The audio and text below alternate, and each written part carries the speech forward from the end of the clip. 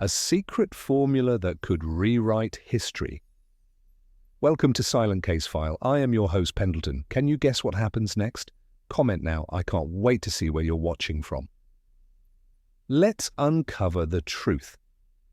It was on a damp and overcast evening in October of 1892 that the peculiar events began which were to draw my friend Sherlock Holmes once again from his violin and monographs into the heart of a most singular and disturbing affair. The rain had set in over Baker Street with a persistent drizzle, coating the window panes of 220 on B in a sheen that turned gaslight into blur. Holmes sat cross-legged on the Persian rug before the fire, puffing languidly at his pipe and observing the dancing flames with that distant, abstracted gaze I had come to associate with mental incubation. I had just returned from dining at my club and was removing my gloves when Mrs. Hudson ascended with a note and an uncharacteristically anxious expression. "A gentleman to see you, Mr. Holmes," she announced, though if I may say so, he looked more like a ghost than a man. Holmes extended his hand without taking his eyes from the fire. "The letter, Mrs. Hudson?" It was a single sheet, folded thrice, its surface slightly smudged with fingerprints and the unmistakable yellow tinge of a laboratory reagent. I saw Holmes's eyebrows arch in keen interest as he unfolded it. Then he glanced sharply toward the stairway. "Show him up," he said at once. Moments later, a man of indeterminate age and profoundly agitated manner entered. His face was pale and gaunt, framed by unruly grey hair that clung to his temples in damp strings. He wore a long black overcoat speckled with ash and chemical stains, and from a side pocket protruded what looked unmistakably like a glass retort. "Mr. Holmes," the man said, his voice rasping and unsteady, "I'm in fear for my life. The formula, it's gone." Holmes rose slowly. "And you are, sir?" "Professor Osric Meldrum, alchemical chemist. My laboratory is at Coptic Street. You must help me. I have made a discovery, one which, if revealed prematurely, could prove catastrophic." Holmes gestured to the armchair beside mine and waited for the man to sit before speaking again. "You say your formula is missing. Has there been a burglary?" "No sign of one," Meldrum said, wringing his gloved hands. "The lock was untouched, no window forced. Yet this morning my research ledger, containing months of calculations, was no longer in the cabinet where I last secured it." "And what, pray, was the nature of this formula?" The professor hesitated, then lowered his voice. "It is an advancement upon the volatile processes of mercury transmutation, experimental, of course, and never tested outside controlled containment. But I believe I had reached the final phase. If in the wrong hands—" Holmes leaned back in his chair, steepling his fingers beneath his chin. "You suspect industrial espionage?" Meldrum shook his head. "No, I suspect murder. My assistant Gregory Vale is missing. He did not arrive this morning, and last night I received an unsigned letter warning me to abandon the philosopher's path before it consumed me. I dismissed it as academic jealousy." At this, Holmes rose and began pacing the room. "You received a threatening letter, your assistant disappears, a priceless scientific discovery vanishes without any apparent forced entry. Curious trifles, Watson, curious indeed." I had taken out my notebook, as was my custom, and was already sketching the salient facts when Holmes turned to the professor once more. "You mentioned Coptic Street. How secure is your laboratory?" "Only I and Gregory have keys. There are 2 doors, one from the back alley, always bolted, and the front entrance under constant lock." Holmes narrowed his eyes. "And the formula was kept in what manner?" "In a red-bound ledger, inside my private cabinet, a locked one, of course." "Yet no lock was broken?" Holmes murmured, half to himself. "Either someone possessed a key, or they needed none. Professor Meldrum's eyes widened. "You think the thief was known to me?" Holmes did not answer. Instead, he turned sharply to me. "Watson, we leave for Coptic Street within the hour. Professor, I suggest you return directly to your laboratory and touch nothing. Any misstep now may destroy the one advantage we possess, the unknown." As Meldrum took his leave, still visibly shaken, Holmes resumed his seat by the fire. A vanished assistant, a missing formula, a break-in without a break, no blood, no struggle, and a scientist haunted by a warning steeped in medieval symbolism. "Watson, we have before us the most promising case since the 5 orange pips. Come, bring your revolver.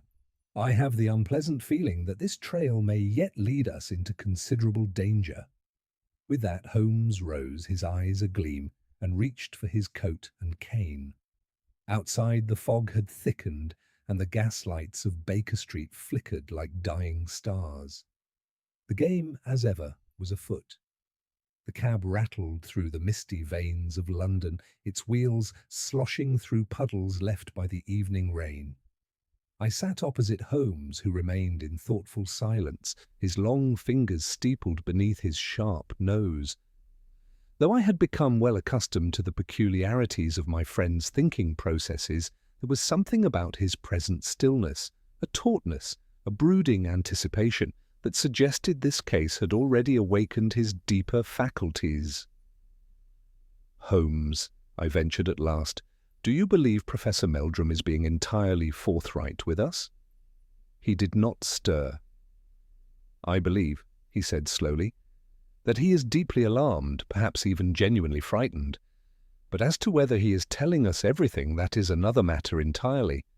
Fear has a peculiar way of shaping what men choose to reveal." We arrived at Coptic Street just past 10:30. The street itself was narrow and lined with grim-faced buildings, their soot-streaked facades made eerie in the low, yellow glow of the gas lamps. At the far end stood Meldrum's laboratory, a modest brick structure flanked by iron railings and a low gate. The professor awaited us at the door, a lantern in hand. He looked older than he had at Baker Street, his shoulders hunched against the chill, and his eyes shifting constantly to the shadows beyond. "I locked the premises again after returning," he said in a whisper, as if the very walls might overhear him. "No one has entered." Holmes gave a short nod. "Very good. Let us proceed." Inside, the laboratory exuded the acrid smell of chemical residues and scorched metal. Rows of flasks, beakers, and arcane instruments occupied long tables beneath suspended gaslights. Books on ancient metallurgies and alchemical treatises were stacked precariously along the walls. Holmes moved slowly, as one might through a crime scene already decaying beneath the touch of time.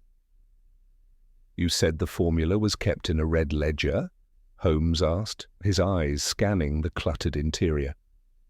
"Yes, it was locked in that cabinet over there." Meldrum pointed to a tall, iron-fronted cupboard in the corner.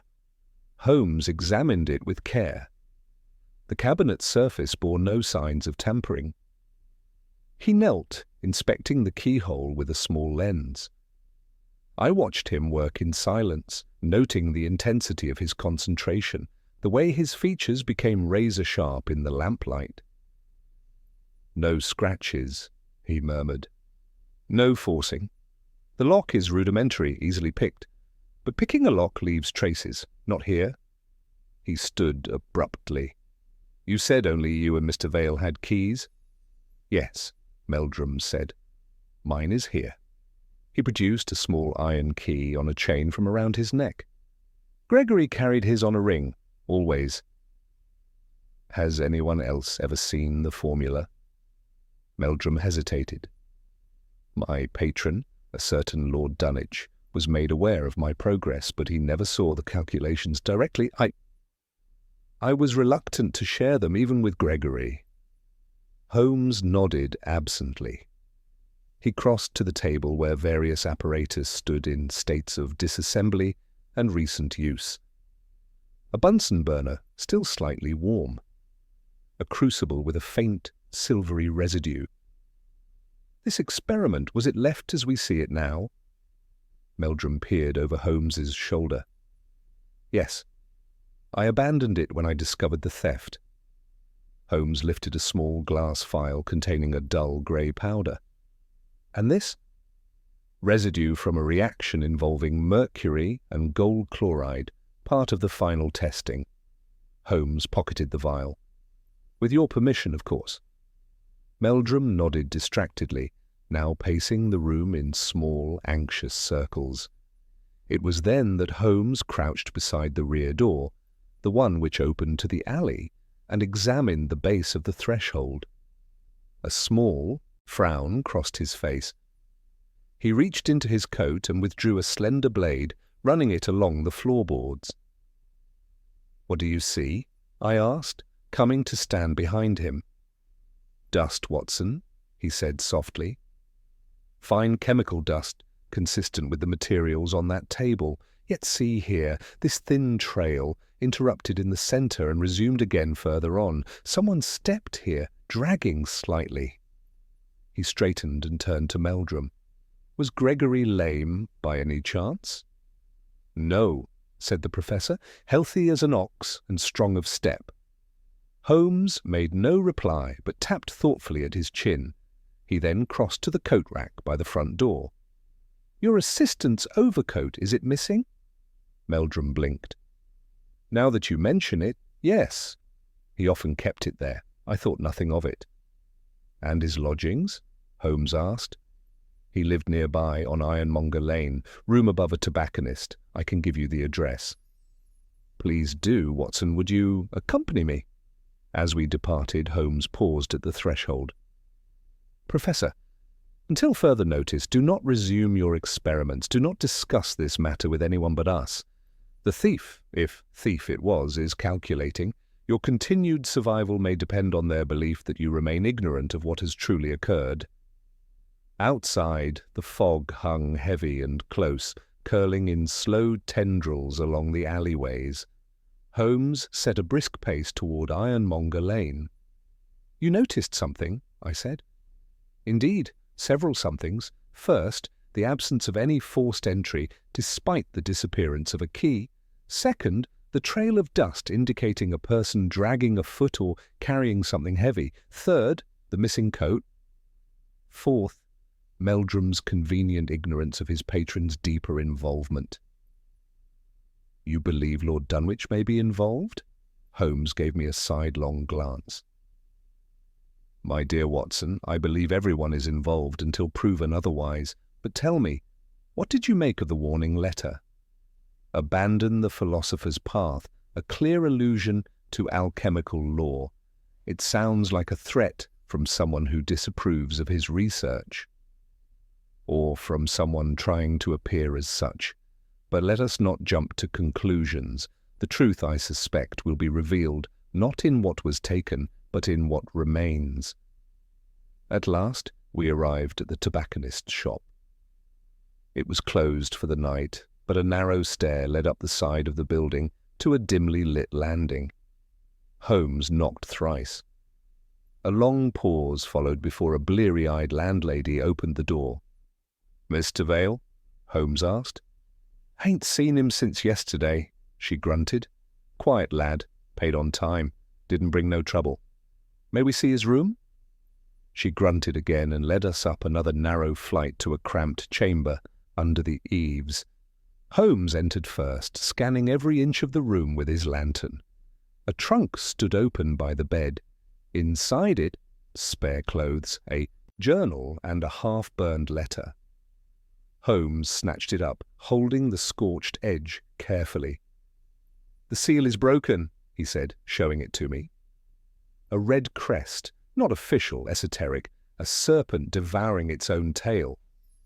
"The Ouroboros," I murmured, "an alchemical symbol." "Indeed, Watson," he said, eyes glittering. "The game deepens. Our missing assistant was dabbling in more than just chemistry." Holmes folded the fragment carefully and placed it in his coat. "Let us return to Baker Street. I must consult the register of secret societies. I fear we've just scratched the surface of something far older and far darker than simple theft." By the time we returned to Baker Street, the rain had lessened to a fine mist, but the weight of the evening's revelations hung heavily in the air. Holmes cast off his coat and strode directly to his bookshelf, fingers dancing across the spines of volumes I had long since ceased trying to classify. He selected a heavy tome bound in cracked leather and dropped it onto the table with a thud that sent up a fine puff of dust. "The Occult Fraternities of Europe," he said, "an exhaustive, if somewhat speculative, compendium. Compiled by a defrocked German theologian in 1873, of limited value to most inquiries, but occasionally instructive." He turned the pages with a practised hand, pausing only when he reached a chapter marked by a slip of parchment. "Here we are, the Serpent Circle, known by many names, but almost always marked by the Ouroboros, a secretive order, or perhaps more accurately, a scattered society of mystics and pseudo-scientific alchemists who claimed descent from the Rosicrucians, mostly harmless, charlatans chasing immortality and base transmutation." "Mostly?" I echoed. "But you suspect they're involved now?" "I suspect the symbol found in Vale's room was not ornamental. This group was rumoured to maintain a tradition of passing formulae and arcane knowledge down through handwritten ledgers, what they called the Crimson Codices. If Meldrum's formula bears similarity to such a codex, then its theft may be part of a larger and more dangerous game than a mere commercial espionage." He turned from the book and sat across from me, steepling his fingers once more. "Vale's disappearance troubles me more than the missing ledger. It is too abrupt. If he stole the formula, why vanish entirely? If he was taken or silenced, it suggests desperation or fear." I thought of the young man's overcoat missing from the rack, the drag mark across the floor of the laboratory. "You think he may already be dead?" Holmes's expression was unreadable. "It is one possibility, but we shall not resort to such conclusions without proof. Instead, we shall go to Lord Dunwich." I blinked. "The patron?" "Yes, Meldrum may think him a distant financier, but I suspect he is more intimately involved. His name, too, appears in this book, here." Holmes tapped the margins of the open page. "One Lord Hadrian Dunwich, mentioned as having hosted meetings of the Serpent Circle at his country estate in Sussex. The man is not simply a benefactor, he is a participant. The following morning found us en route to Cavendish Square, where Lord Dunwich maintained a town house of imposing Georgian architecture. The butler who admitted us wore the imperturbable mask of long service, but his eyes betrayed the faintest flicker of recognition at Holmes's name. "His lordship is presently in the conservatory," he said, "if you would kindly follow." Lord Dunwich was a tall, lean man with hollow cheeks and eyes like wet slate. He received us with a cordiality so practised it bordered on condescension. "Mr. Holmes, Dr. Watson, to what do I owe the honour?" Holmes declined tea and wasted no time. "We are investigating a matter concerning Professor Osric Meldrum. His assistant is missing, and a significant scientific manuscript has vanished under suspicious circumstances." Lord Dunwich's expression did not change, but I thought I saw a flicker, some contraction around the mouth, almost too quick to register. "How distressing," he said, "though I cannot say I am surprised. The Professor's ambitions have grown eccentric of late." "Eccentric in what sense?" "In the sense that he has, I believe, become infatuated with the idea of transforming base elements. He spoke to me last week of producing an alchemical ignition, whatever that may mean, I suspect he believes he is on the verge of a scientific breakthrough that would bring him immortality or unlimited wealth. Dunwich gave a thin smile. A dream as old as mankind. Were you aware, Holmes said smoothly, that he received a threatening letter and that his assistant has not been seen since yesterday? Lord Dunwich's smile faded. No, that is news to me. Holmes watched him closely. And were you also unaware that your name appears in connection with a secret society known as the Serpent Circle? That did strike home. Dunwich sat straighter in his chair, and for a moment his hands tightened on the arms of it. Then he relaxed, visibly forcing his features into neutrality. A youthful indulgence, Mr. Holmes, nothing more. A club, a set of ideas entertained over port and philosophy. We read Paracelsus and dabbled in the Hermetic arts, but it was all quite harmless. You would hardly expect me to keep tabs on the dreams of every eccentric academic I sponsor. Holmes stood. I find your indifference curious, Lord Dunwich, given that the Professor may now be in very real danger. If you should think of anything further, anything at all, I would ask you to contact me at once. As we left, Holmes was uncharacteristically silent, his expression darker than I had seen it in weeks. We had nearly reached the corner of the square when he spoke again. He's lying, he said. Yes, that seemed clear. More than lying, he's concealing panic. He recognized the phrase alchemical ignition. That's not terminology one picks up lightly. What do you suppose it means? I don't yet, but I mean to find out. He hailed a cab and gave the address of Meldrum's laboratory. When we arrived, the street was disturbingly quiet. The laboratory door was ajar, and a quick glance exchanged between us confirmed our mutual alarm. Holmes pushed inside first. The chemical smell was still present, but something had changed. Papers were strewn across the floor, and the cabinet once housing the formula now hung open, its hinges splintered. A single object lay in the center of the floor, a scorched leather glove, its fingers blackened and curling. Holmes picked it up with his forceps, turning it over in the light. This was done in haste, he said, but not blind panic. They searched for something.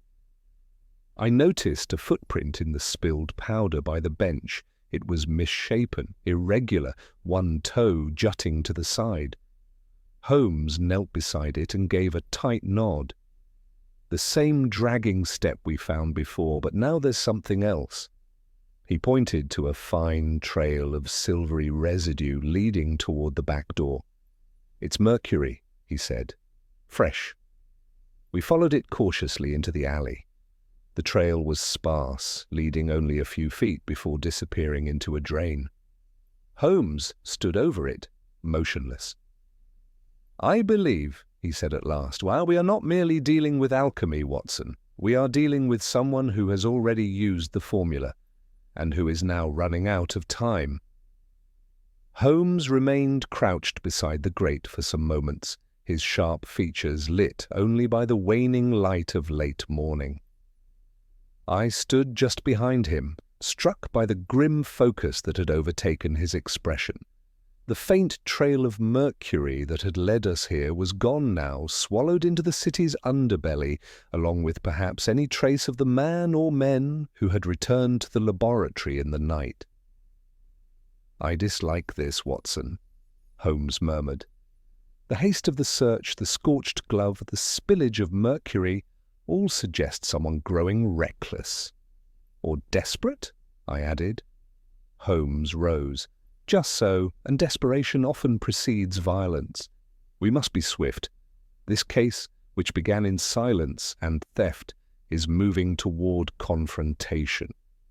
We returned inside, and Holmes set about examining the scattered items with quick, precise motions. He swept his lens over the floor, the bench, the now empty cabinet. When he spoke again, it was more to himself than to me. They were not searching for the formula.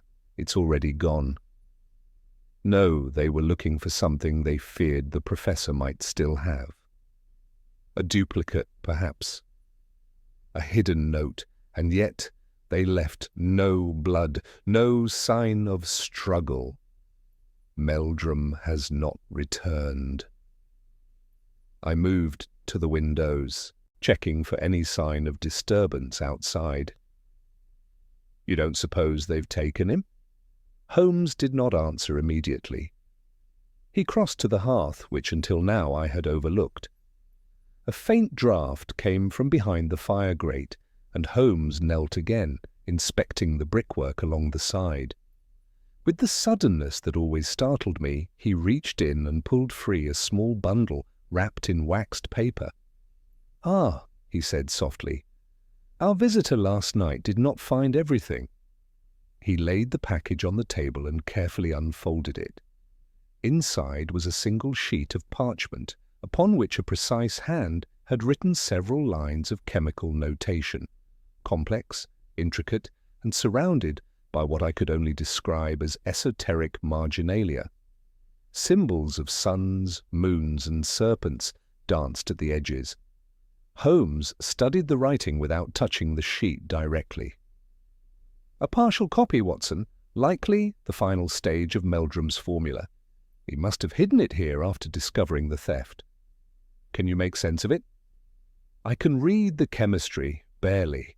It is advanced, alchemical in the old sense, but grounded in modern understanding. This line, application of vital mercury under thermal suspension, may refer to a catalytic process involving heat and sublimation. But the marginal notes, they're ritualistic, symbolic. Meldrum was toying with science wrapped in mysticism." He straightened and folded the sheet carefully. "It's time we paid a second visit to someone who knows more than he claimed." "Lord Dunwich?" "Indeed." As we made our way back through the city's narrow streets, Holmes spoke little. He sat with arms crossed in the cab, deep in thought, and it was not until we turned onto Cavendish Square that he stirred. "He knew," Holmes said suddenly. "Dunwich knew about the ignition process. That term is not Meldrum's invention. It's a term of art among these circles. There's more than vanity behind his silence." The butler admitted us again with the same impassive face, but his eyes gave away a trace of recognition and concern. Holmes handed him a card with quiet firmness.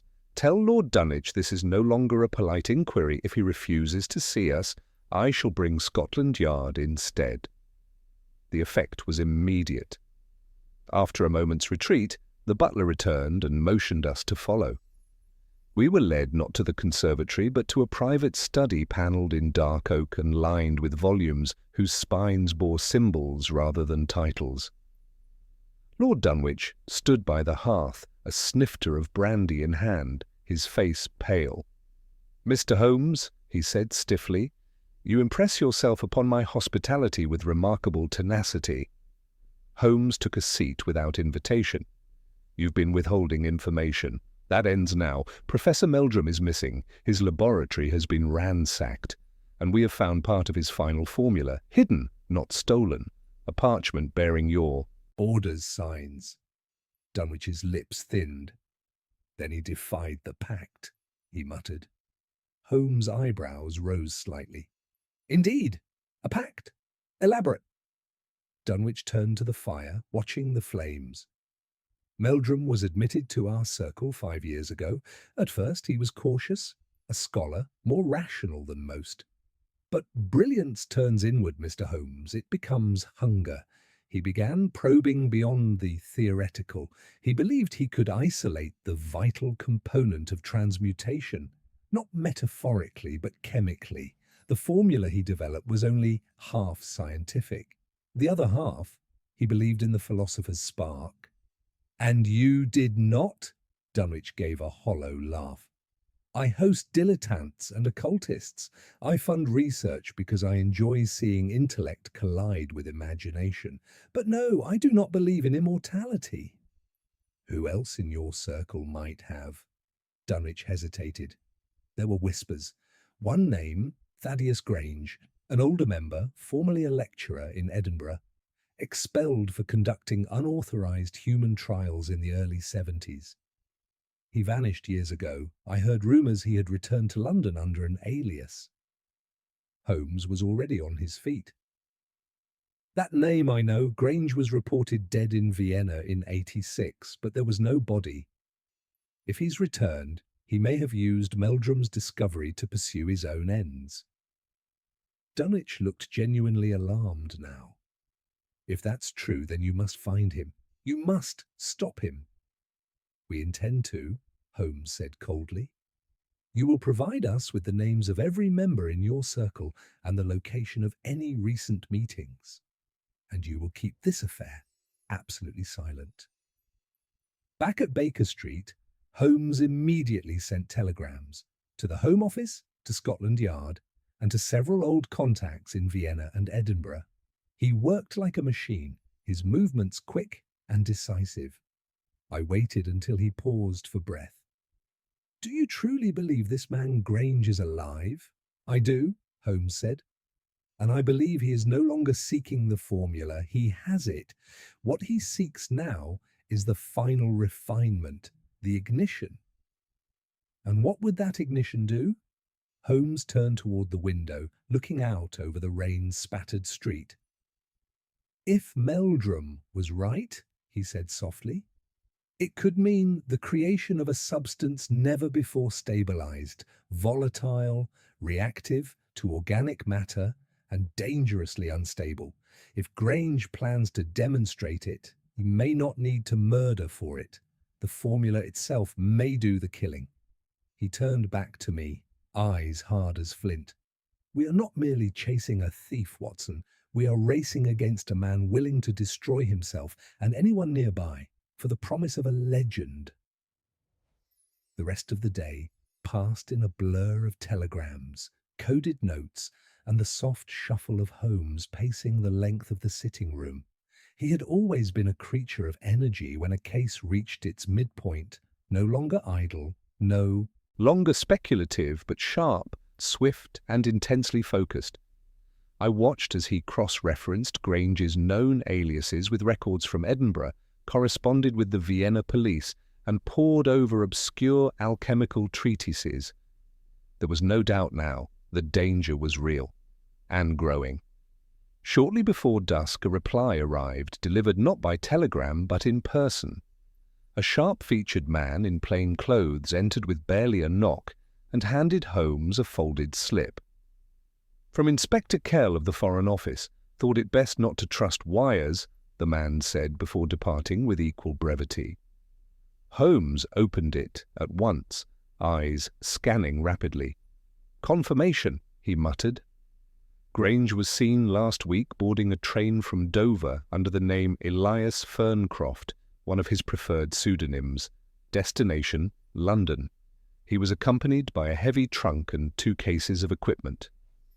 No onward travel has been recorded. He's still here. I leaned forward. Then we may be closer than we think. Closer, Holmes agreed, but not yet close enough. He fell silent again, his gaze drifting to the scorched glove we had recovered from the laboratory. Then, in an abrupt motion, he fetched a map of London from the desk drawer and spread it across the table. With swift precision, he began marking it in pencil. Here is Meldrum's laboratory on Coptic Street. Here is Vale's lodging on Ironmonger Lane. And here, Lord Dunwich's residence on Cavendish Square. If Grange is working under a false identity and in hiding, he will need seclusion, access to equipment, and proximity to the individuals tied to the formula. He cannot afford to flee, not yet. I studied the map. You believe he remains nearby? I believe, Holmes said slowly, that he is preparing something. The missing assistant, the ransacked lab, the accelerated searches, they point to a man racing against time. He may have exposed himself to something unstable, a substance requiring refinement before it decays or consumes its user. There was a knock at the door. Mrs. Hudson entered, her face drawn, and her hands tightly clasped. "Begging your pardon, Mr. Holmes, but a gentleman's collapsed just outside your doorstep. He's injured, sir, won't speak sense, but he asked for you by name." Holmes was down the stairs in an instant. I followed, and there on the steps of 221B lay a ragged figure, soaked through and shivering. His eyes were bloodshot, his skin pale and blotched with a waxy sheen, but I recognized the face instantly, though it had lost much of its colour and youth. "Gregory Vale," I whispered. He clutched Holmes's wrist with trembling fingers. He's going to burn it all," he rasped. "Stop him!" Holmes knelt beside him. "Where, Vale? Where is Grange?" Vale convulsed suddenly, his limbs twisting as if in agony. Holmes held him down, his voice low and urgent. "You inhaled something, didn't you? Something volatile. The ignition agent?" Vale nodded once, jerkily. He tested it on me, not all of it, just a dose, for control. He has the rest." "What does he intend to do?" Vale's head lolled back. "Demonstration. Tonight. No more secrets. He'll ignite it." His body went limp. I pressed my fingers to his neck. "Alive," I said. "Barely." Holmes rose with sudden resolve. "We have no time. He means to use the substance tonight to prove its power, and if it is as dangerous as I suspect, he could destroy half a city block in the attempt." I stared. "Where would he do such a thing?" Holmes turned back to the map, scanning it quickly before striking a mark near the river. "Here, Shadwell. It's industrial, sparsely monitored, and filled with disused warehouses, the perfect stage for a madman's display." He was already moving, grabbing his coat and hat. "Come, Watson, bring your revolver." The fog thickened as we descended into the docklands, the cab wheels grinding over cobblestones slick with river mist. The Thames exhaled its sulphurous breath into the air, and somewhere nearby a bell tolled the hour. 8 o'clock. The warehouse at Shadwell stood isolated, its windows shuttered, the iron doors chained but not locked. Holmes produced a skeleton key, and within seconds we were inside. The air within was hot and acrid, heavy with the chemical stench of metals and something far more unsettling, something pungent and sharp, like burning stone. Lurking in the centre of the vast space, beneath a vaulted ceiling blackened by soot, was a table covered in glass apparatus. Beneath it, a faint blue glow pulsed. Holmes motioned me to silence, then advanced. A figure stood beyond the apparatus, tall, stooped and bald, with eyes that burned with unnatural intensity. His hands, gloved in thick rubber, trembled with suppressed energy. "You are too late," he said without turning. "The formula is complete. The ignition begins in 6 minutes. "Grange," Holmes said evenly, "you have built a weapon that will destroy you." Grange turned at last. His face was ghastly, half-scarred, and his skin bore the pallor of decay. "No," he said, "it will make me immortal. Meldrum lacked the courage to finish the work. I do not." "Vale is alive," Holmes said. "He spoke. He told us everything." "Then he has already begun to decompose," Grange muttered. "He was proof of concept. The next stage will change the world." He reached toward a small vial on the table. Holmes moved faster than I had thought possible. In a flash, he crossed the space between them and knocked the vial from Grange's hand. It shattered on the concrete floor. Grange cried out, lunging at Holmes with a wrench from the table, but I raised my revolver and fired into the air. The sound cracked through the warehouse like thunder. Grange froze. "You will not win," he hissed. "You fear what I've made, but others will come. There is no stopping truth once it is discovered." Holmes seized his collar. "What you've made is not truth, it's death, dressed in the robes of enlightenment." Police whistles sounded in the distance. Grange slumped, defeated. That night, as we sat in silence in Baker Street, Holmes examined the recovered parchment beneath his lens once more before carefully consigning it to the fire. "Some knowledge," he said quietly, "is not meant for man to wield. It was never about gold, Watson. It was about power over the essence of matter itself. The man thought himself a god." "And nearly destroyed himself in the attempt," I said. Holmes nodded, his gaze far off. "The alchemist sought to transmute lead into gold, but the real transmutation, Watson, lies in how ambition can turn brilliance into madness." And with that, he returned to his chair and reached once more for his violin. The following morning dawned grey and bitterly cold, the streets slick with night frost and the chimneys of London breathing lazy plumes into the fogged air. I had risen early and found Holmes already seated by the window, a cup of untouched tea before him, and his gaze fixed on the cobbled street below. The events at Shadwell had left their mark, though not in any visible fatigue. If anything, he seemed more alert, sharpened by the confrontation, but unsatisfied. I poured myself a cup and sat across from him. "Grange is in custody. The formula's gone. The danger is past." Holmes made no reply. "You disagree?" He turned, his eyes narrowed and distant. "Grange was the fire, yes, but not the spark. There is something that still does not align." "You suspect another party?" "I suspect a missing piece," he said softly. "Think, Watson, why now? Grange had been silent for years, presumed dead. Why emerge now in London and so swiftly find Meldrum's work? That kind of precision implies more than coincidence." I considered this. "You believe someone pointed him to the formula?" Holmes nodded. "Yes, a facilitator. Possibly even someone within the circle or outside it, a collector of sorts. Someone who trades in arcana, not for belief, but for leverage. The sudden theft, the accelerated timeline, the fire in Meldrum's eyes when he first entered our rooms, all suggest manipulation. I find myself returning again and again to Lord Dunwich." He seemed sincere. "He seemed frightened," Holmes corrected. "But whether it was guilt or shock that unsettled him, I do not yet know."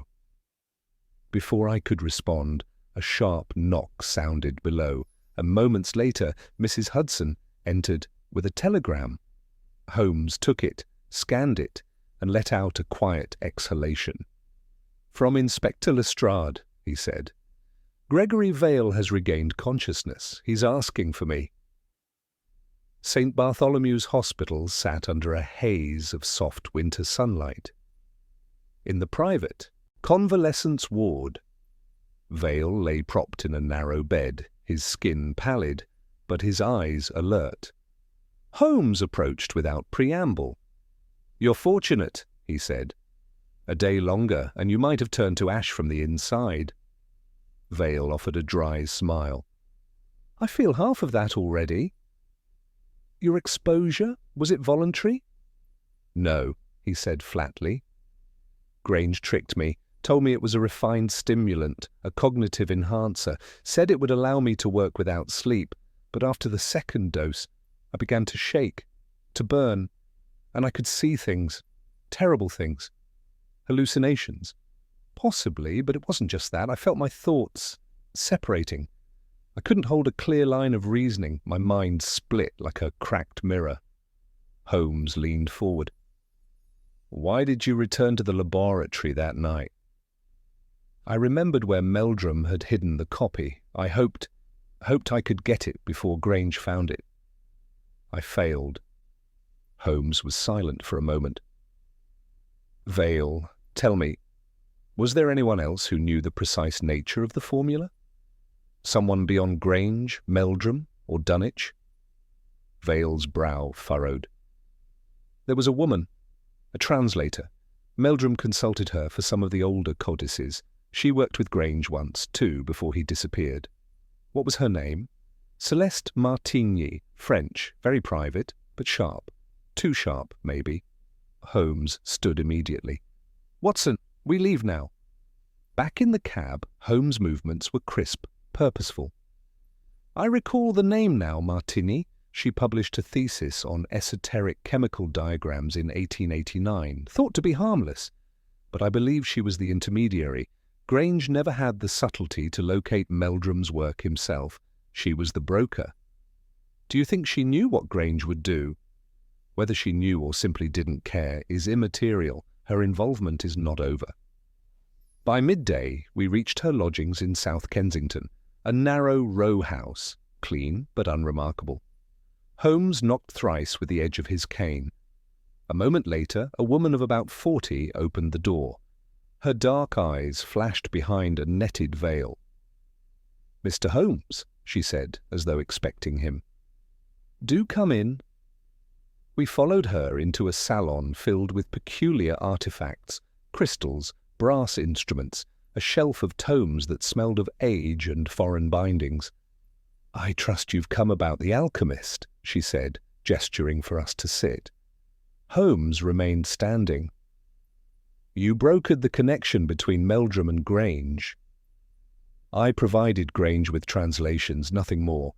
He approached me discreetly, under another name, I suspected, of course, and I confirmed my suspicion when the formula appeared in his notes." "And you told no one?" "I told Meldrum. He did not believe me. He had begun to think of Grange as a martyr to scientific progress." Holmes's voice dropped. "You let a man poison another in pursuit of your own academic curiosities." Her mouth tightened. "I did what I thought necessary. Do you believe I had the power to stop Grange? He was beyond persuasion." Holmes stepped toward her. "Then tell me what you know now before more is lost." She hesitated. Then, slowly, she reached into a drawer and produced a small, sealed envelope. "Meldrum left this with me. He said to give it to you if anything irreversible happened." Holmes opened it with care. Inside was a folded sheet and a pressed flower, dead, brittle, and faintly luminous. "A mineral specimen," Holmes murmured. "Or rather, a living one, crystallized under the effects of the ignition agent." He read the letter. When he finished, he exhaled deeply.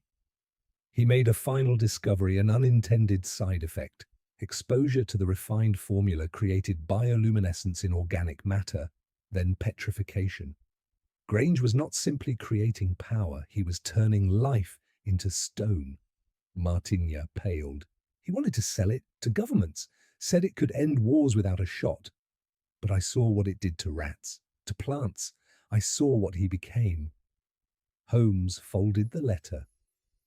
"The vial Grange tried to use in the warehouse? It was the last of it?" "I believe so," she whispered, "unless he made a second batch." Holmes and I exchanged a glance. That night we stood again in the sitting room at Baker Street.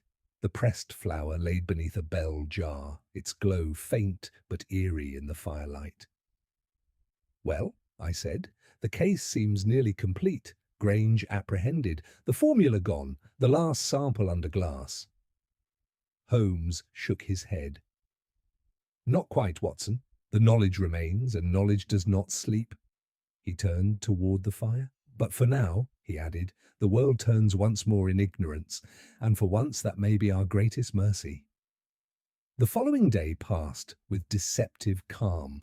The press, as yet unaware of the full scope of the events in Shadwell, had reported the arrest of Elias Ferncroft on charges of unlawful possession of dangerous substances, but no mention was made of formulas or petrified specimens. Holmes had requested, with considerable pressure upon the proper offices, that the story be suppressed until the evidence could be properly sequestered. To our surprise, the authorities had agreed. There was a growing sense, even among the most sceptical of bureaucrats, that the incident veered too close to the edge of comprehension to risk public hysteria. Still, Holmes was not at ease. He spent the morning examining the petrified flower beneath the bell jar, again and again, his face unreadable. He had not touched his breakfast, nor said more than a few words since dawn. As the hours passed, I became increasingly aware of the tension mounting beneath his quietude. Something still lingered in his mind, something unresolved. At 1:30, a knock at the door startled us both. Mrs. Hudson brought up a plain envelope, addressed in a hand I did not recognize. Holmes opened it in silence. Inside was a card bearing a single sentence. "The philosopher's path is never walked alone." He read it twice before passing it to me. "A warning?" I asked. "A statement," Holmes replied. "Possibly both." "From Martigny?" "No, she would not be so theatrical, nor would Dunwich. This is someone else, someone observing the game rather than playing it." I looked more closely at the card. The ink, brown, slightly smudged. Cheap paper, no watermark, delivered by hand. Holmes nodded. "By someone who doesn't wish to be traced, yet also doesn't wish to remain entirely hidden." The phrase, it echoes the one in the original threat to Meldrum. "Abandon the philosopher's path." But this is a rebuttal. He turned sharply to the desk and began to leaf through his file of correspondence and monographs. "Watson, do you recall the name Albrecht Sorel, the antiquarian chemist from Munich?" "Just so. In 1888 he published a privately circulated work titled On the Immortal Atom, largely dismissed by the scientific community, but referenced by both Meldrum and Martigny in their early papers. Sorel proposed that certain ancient chemical rites were not mere superstition, but encoded representations of actual reactive principles, principles that could, if rediscovered, allow the restructuring of biological matter. You think he's involved? I think someone with access to his theories may be guiding this from the shadows. Look here, he wrote of the path of gold, the last stage in the philosopher's journey. It was said to require not only material catalysts, but ritual validation by a second party, a witness of sorts, a balancing element. "A second mind to complete the transmutation," I murmured. Holmes tapped the card. "And that's the key. Grange was not working alone, not merely in terms of Martigny's assistance or Dunwich's past involvement, but someone else, someone who did not appear at the warehouse, someone who has yet to reveal themselves." As he spoke, there came another knock, this time more urgent. Lestrade stepped in, his hat in hand, his face drawn. "Holmes," he said, "I've just come from Newgate. Your man, Grange, he's dead." "Dead?" Holmes repeated, still and suddenly cold. "Poisoned, we think, not suicide. There were no pills, no evidence of ingestion, but the guards say he received a visitor last night, a clergyman, no name given, signed in as Reverend Blake." Holmes stood, swift and silent. "And you let him speak alone with the prisoner?" "Standard procedure, Holmes. Confession, last rites, nothing unusual. Until this morning." "Blake is a fiction," Holmes snapped. "A cipher. This visitor was the other half of the formula, the one who steered Grange toward the final ignition and then silenced him." Lestrade's face went rigid. "Then you think we're dealing with murder?" "We're dealing," Holmes said quietly, "with a mind that sees murder as mere house cleaning." He turned back to the desk and opened the drawer containing the sealed parchment and the preserved flower. His eyes passed over both, but came to rest on the letter Meldrum had written before his disappearance. He opened it again, this time scanning the margins more than the text itself. Then he stopped, one finger tracing a small symbol barely visible in the corner. "A watermark," he said. "A spiral with a dot at its center." "Meaning?" I asked. He said nothing, but his expression sharpened. "That symbol appears in one other place," he muttered. "Not in a scientific paper, but in the index of a society, forgotten even among the occultists." He strode to his bookshelf, extracted a narrow red volume I'd never seen before, and turned rapidly through the pages. "The Circle of the Ninth Reflection," he read aloud. "An offshoot of the Serpent Circle, dedicated to preserving the metaphysical blueprint of matter. Formed in Paris in the 1840s, thought disbanded in 1861, but reappeared, briefly, in Cairo in the winter of 78, and again in Vienna in 85. He slammed the book shut. The man who visited Grange is not new to this pursuit. He is its architect, a quiet hand behind decades of obscured experimentation. And what now? Now, Holmes said, we wait. If he has revealed himself, he will seek to conclude what Grange began. But he cannot act until he finds another vessel, a mind capable of grasping the ignition sequence, someone with knowledge, ambition, and fearlessness. You mean Martigny? Possibly, or even Vale if he survives, or another acolyte waiting in the wings. I must study the patterns, every movement, every signal sent through this network. The shadow we chase now is older, more practiced, and more deliberate than the others. Then what can we do? I asked. We hold the final copy, he said, that gives us a single advantage, but it also paints a target on this flat, and on us. He crossed to the fire, taking the letter and the specimen jar in hand. I have to decide whether to destroy this completely, he murmured, or leave it as bait. I stood uncertain. You think he'll come for it himself? I think, Holmes said, and his voice was cold, that if he does not, he will send someone who believes in him absolutely, and that, Watson, will be our best chance to pull the last veil away from this conspiracy. He returned the flower to the cabinet and locked it. Tonight, he said, we watch, we let the shadow draw near. The coals crackled in the grate, and outside the fog once more began to rise. That evening fell with unusual stillness over Baker Street. The gaslights outside cast trembling halos on the damp pavement, while within our rooms were cloaked in near total darkness, save for the faint amber glow from the fireplace. Holmes had extinguished all but the essential lights and drawn the curtains halfway, leaving just enough visibility to observe without inviting too much scrutiny from the outside. I sat by the cabinet, revolver loaded and tucked beneath a folded newspaper, while Holmes moved silently between the window and the hearth like a panther kept just shy of its leap. He had told Mrs. Hudson to retire early and barred the door behind her. No callers, no deliveries, no distractions. They may come tonight, he said simply. If they believe the last copy is here, if they think the trail ends with us, they will attempt to retrieve it, and that will be our moment. Do you expect Martigny? I asked. Holmes shook his head. Too visible. She has played her role and she knows it. No, our visitor will be someone unknown, someone the architect trusts. We waited for hours. The air grew close, the silence deepened. Twice I thought I heard a footfall beyond the hallway, but each time it proved to be the ticking of the mantel clock or the creak of old wood under the chill. Then, just after 2 in the morning, Holmes stiffened. Outside, he whispered. South side, a figure approaching slowly, trying to blend.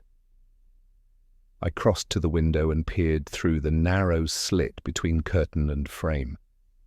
A man stood at the corner pretending to inspect a loose cartwheel. His posture was careful, deliberate. When he moved again, it was toward our building.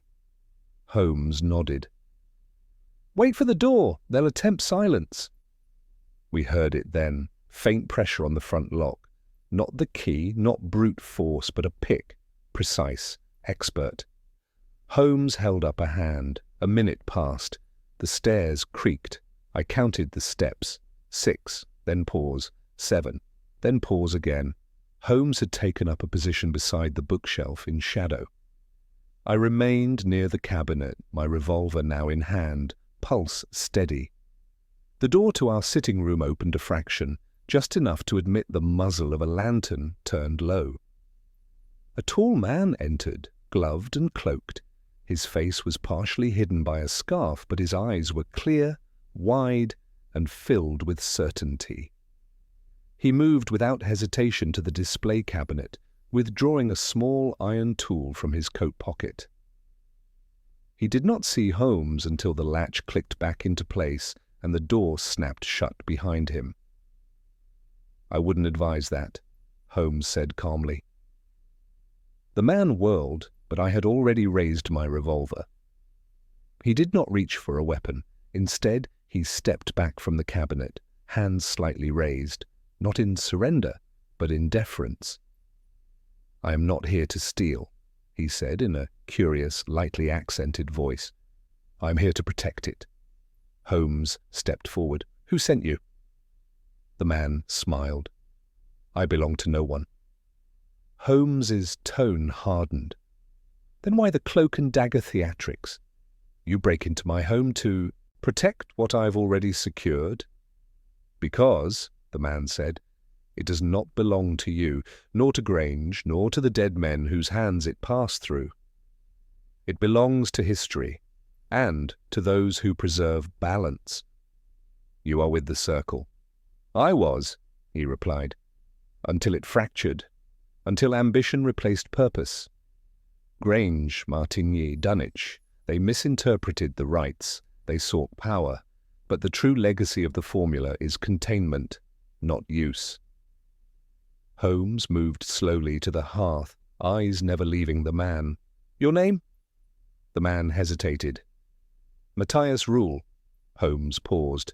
"German." "Swiss," he corrected. "Trained in Munich, taught in Vienna. You may recall a paper published under the pseudonym Elian Voss. I've followed this formula longer than you can imagine, Mr. Holmes." Holmes's expression remained unreadable, but I recognized that slight change in his posture, the faint tilt of his head, when something unexpected had aligned with something long suspected. "I remember Voss," Holmes said. "Theories on crystalline biology and reactive contagion." Ruhl nodded. "That was the precursor. The petrification was never meant to be weaponized. It was a warning system, primitive, yes, but effective. The formula responds to imbalance. Misuse it, and it turns against the user. Grange misused it. Grange was only the latest. There have been others throughout the decades. The ninth reflection was meant to be custodial, not apocalyptic, but the zealots, those who thought the formula was the final step in the great work, turned it into dogma." Holmes glanced toward the cabinet. "And now?" "Now you must destroy it," Ruhl said quietly. "You must destroy what remains, not just the formula, but every trace of its application. The flower, the copy, the residue in Meldrum's lab. You must cleanse the path before others are drawn to it." I saw Holmes hesitate, an unusual thing. He who so often sought preservation of knowledge, who catalogued even the macabre with scientific fidelity, now stood at the threshold of obliteration. "And if I refuse?" he asked softly. Ruhl's eyes narrowed. "Then others will come, and they will not knock first." Holmes regarded him a long moment. "You knew he would die, didn't you?" Holmes asked. "Grange, you let it happen." "I ensured it," Ruhl said without remorse. The formula had already taken root in his system.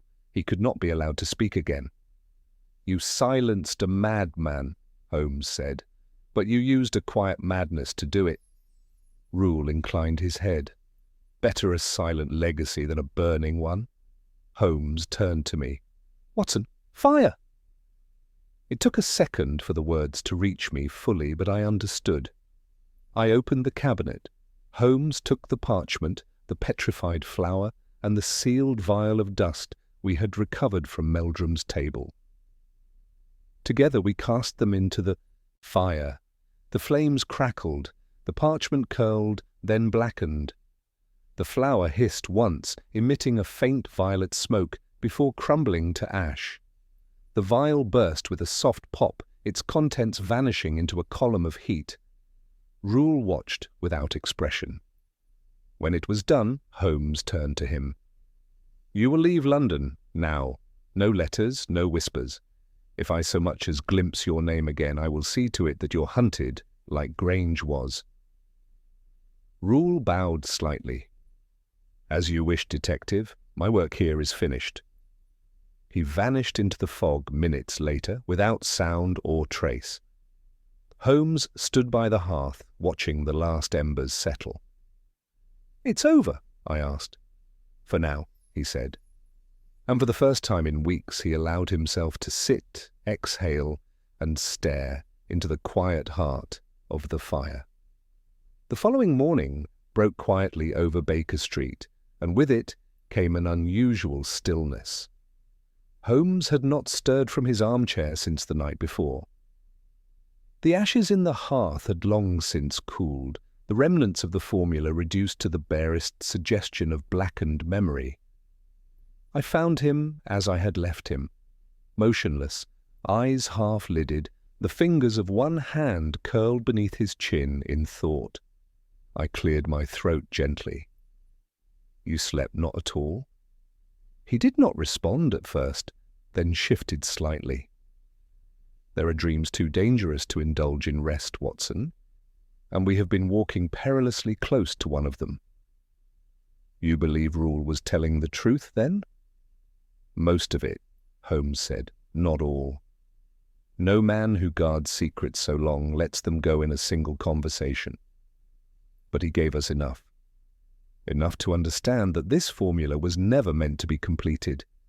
It was a conceptual exercise, alchemy as metaphor, not as blueprint, until men like Grange decided to take it literally."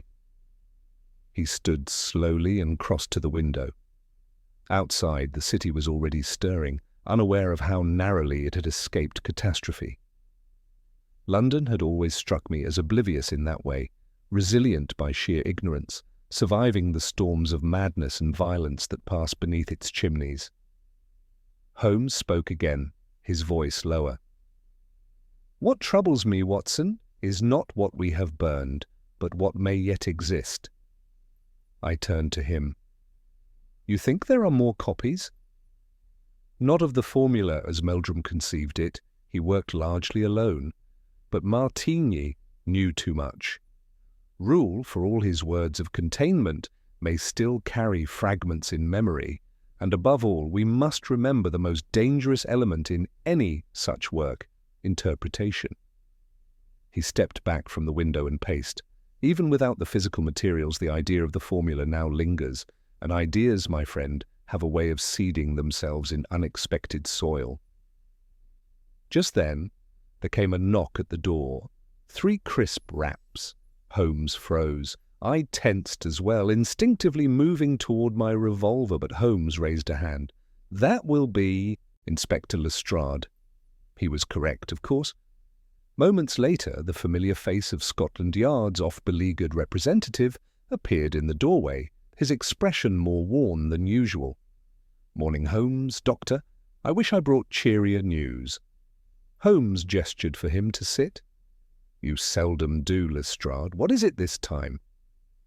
Lestrade opened a worn satchel and produced a folder, its corner stamped with the seal of the Metropolitan Police. "Report came in this morning.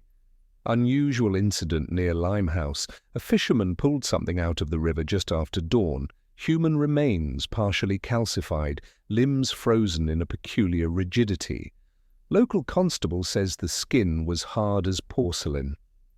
Holmes reached for the folder. "Was the body identified?" "No," said Lestrade. "No papers. Clothes burned to tatters. But here's the interesting part. The same spiral with dot mark was found scorched into the jacket lining, same as the one you flagged for us last week." Holmes' expression darkened. "That symbol again." "There's more," Lestrade said. "We traced a crate to a nearby storage facility, rented under the name Reverend Blake, same alias used to visit Grange at Newgate. Contents were minimal, a cot, some broken vials, and this. He drew a small item from his coat, sealed in wax paper. Holmes unwrapped it carefully. It was a thin, metallic disc, roughly the size of a shilling, but etched with concentric circles and runic marks. It shimmered faintly in the morning light. "A cipher key," Holmes said after a moment. "Possibly for a notebook or formula fragment. The question is, whose?" Lestrade gave him a look. "Yours now. I've no use for it." Holmes turned the disc over in his hand and then walked it to the fire, where he held it over the coals until the metal began to blacken. When he dropped it into the grate, it hissed once and was gone. "I won't play riddles with the dead," he said softly. "The game is finished." Lestrade stood. "That it is, at least this one. But Holmes, if this ever starts again—" "It already has," Holmes said. "It always has. We're merely lucky this time that the flame failed to find air." After Lestrade left, we stood in silence for some minutes. Then Holmes turned, the firelight glinting off his features. "I will write it up, Watson, not as a case for the public, but for the record, buried in the archives. Let the truth be stored far from curious minds." I nodded. "You'll title it?" He allowed himself the faintest smile. "The Alchemist's Final Formula." He retrieved his violin then, not in triumph, not even in solace, but as if reaching for something that reminded him of life untouched by danger. The notes he played were soft, slow, fragments of a melody that never quite resolved. As I listened, I realized they echoed something deeper than thought, something even Holmes would never fully put into words, that beneath the precision of deduction and the triumph of logic, there lies an abyss, quiet, patient, and always watching. And sometimes, just sometimes, we peer too far into it. But on that grey London morning, as the violin sang gently into the stillness, I was content to know that for now the shadows had retreated, and Holmes, for all his ceaseless vigilance, could rest for a while.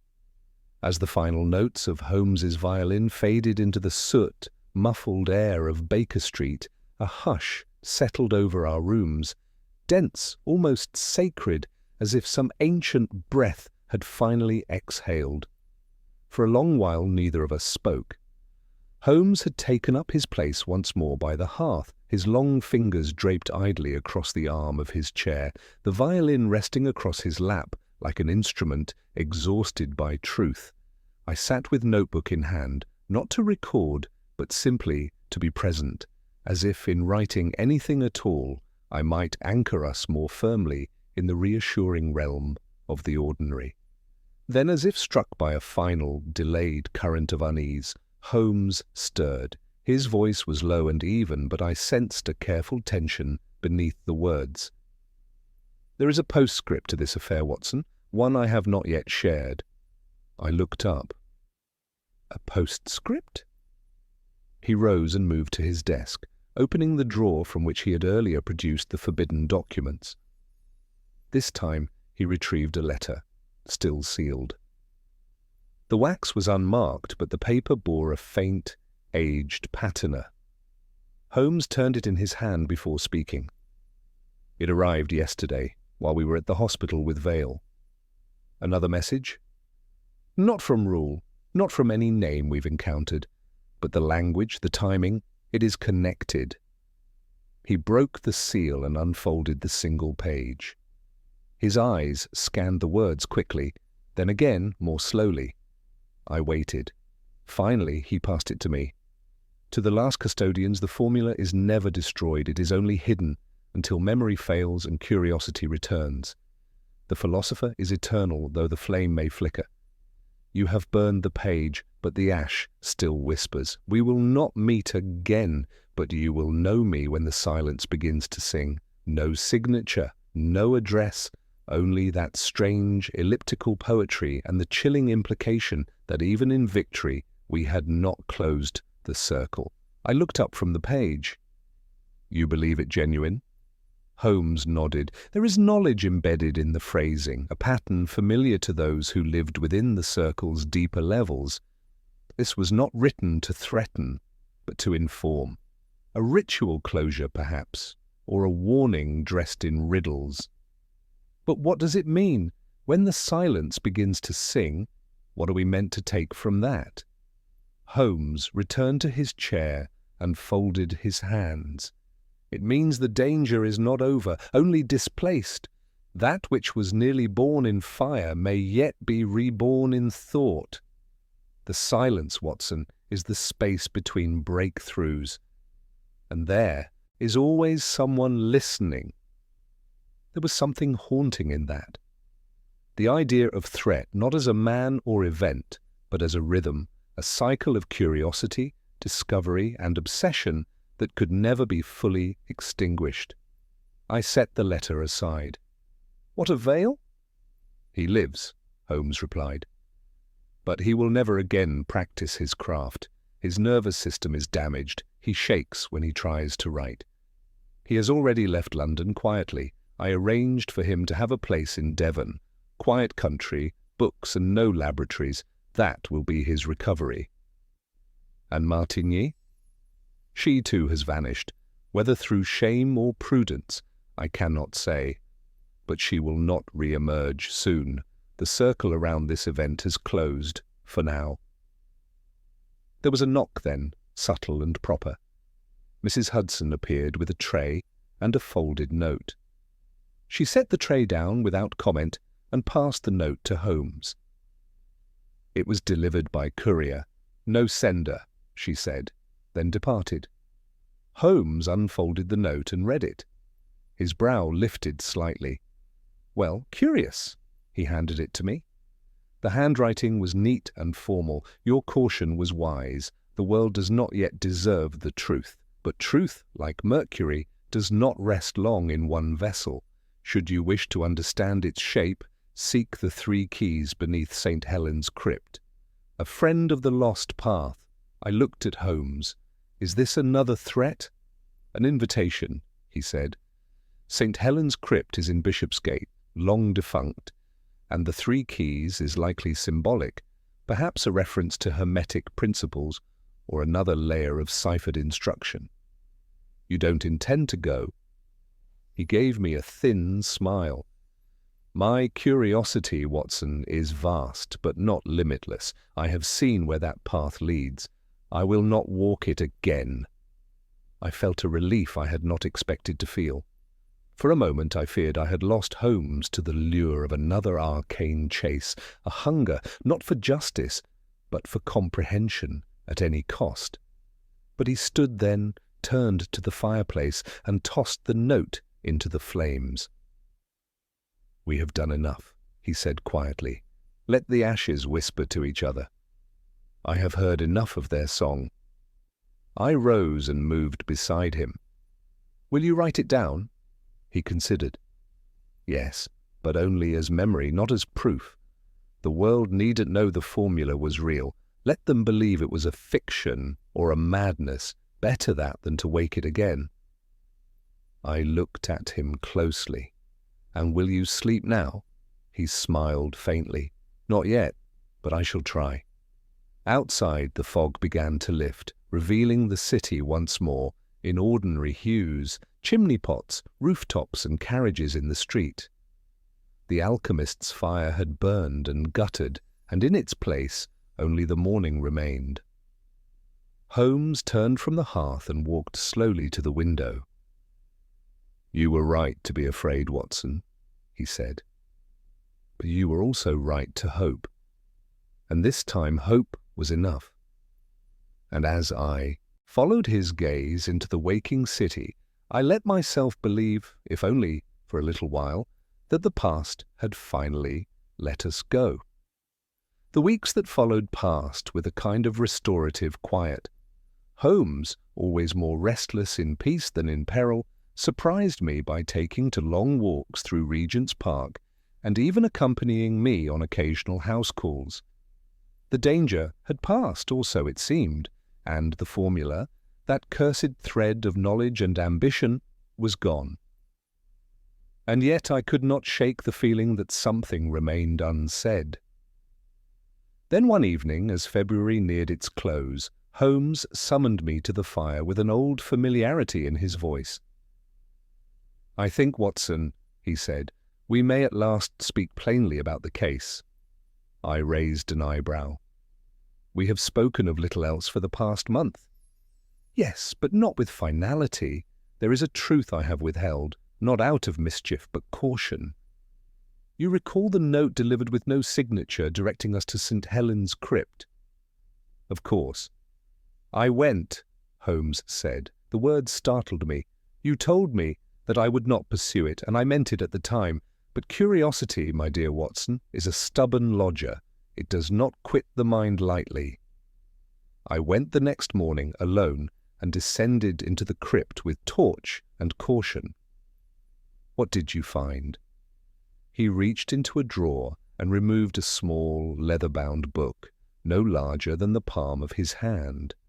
Its binding was ancient, cracked and dry, but intact. Upon its cover was the same spiral with dot symbol, pressed in faded gold. "It is not the formula," Holmes said. "Not precisely. It is a reflection of it.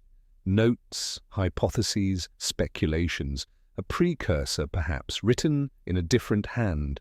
I believe this to be the original inspiration, or a piece of it, from which both Meldrum and Grange derived their work.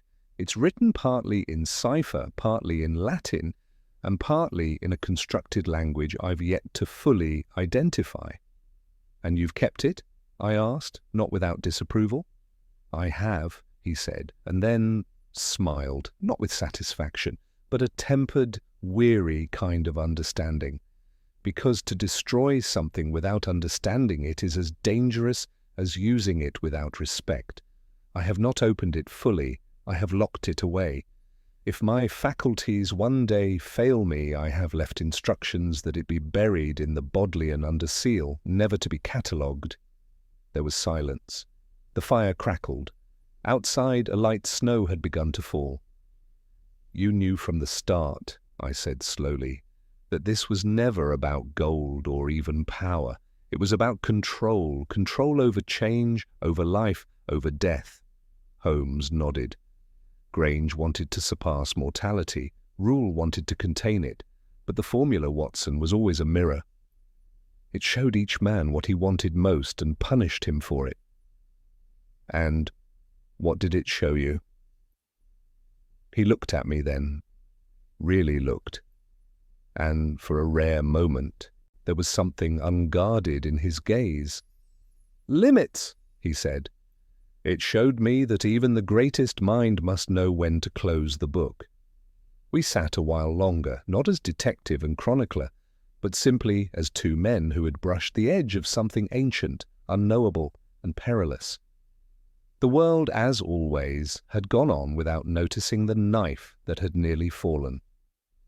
Later that night, as Holmes ascended to his room, he paused at the stair. "You were right to worry, Watson, and right to stay." I nodded. "We'll keep each other grounded, Holmes, as always." He gave a brief smile and disappeared into the dark above. I did not write the case for the public, nor did Holmes intend it to be shared. But I write it now for myself, because even in silence, some truths must be remembered, not for glory, not for fear, but for understanding. The formula is gone, the ash is cold, but the mind that turned away from it, that chose wisdom over wonder, remains. And in that choice, perhaps, we were all saved.